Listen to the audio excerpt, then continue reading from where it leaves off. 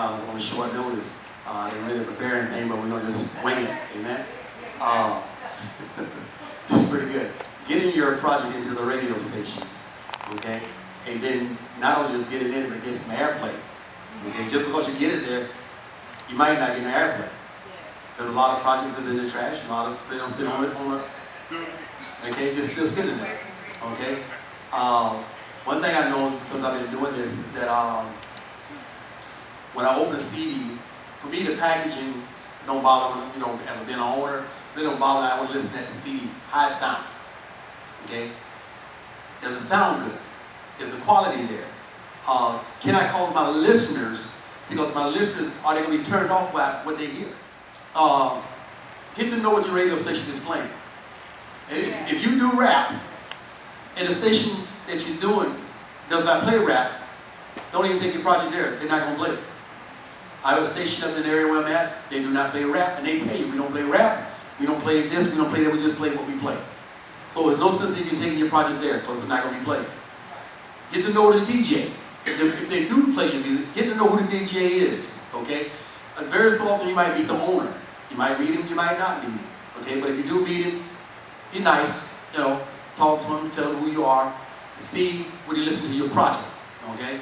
I was invited to a meeting, to a party one day unannounced. And I'm going to help you out with this also. I was invited to this party unannounced. Nobody knew I was coming. Well, a lot of performers got up and left before the party was over, not knowing who's going to show up. So a lot of times you have events, instead of you hanging out, you leave before it's even over.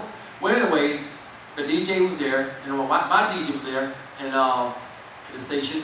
He was there at the party, and then when it was all over, they said, you need to give a project to this DJ because he's on the radio station. So he said, no, you need to let him here because he owns the station, okay?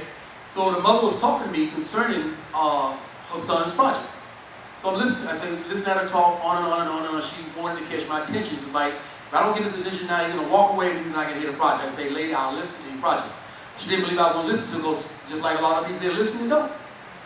So we went outside, she was still talking. The mother went to the car, the grandmother, put the CD in and began to play it. Turned it up loud enough so I could hear it, and it caught my attention.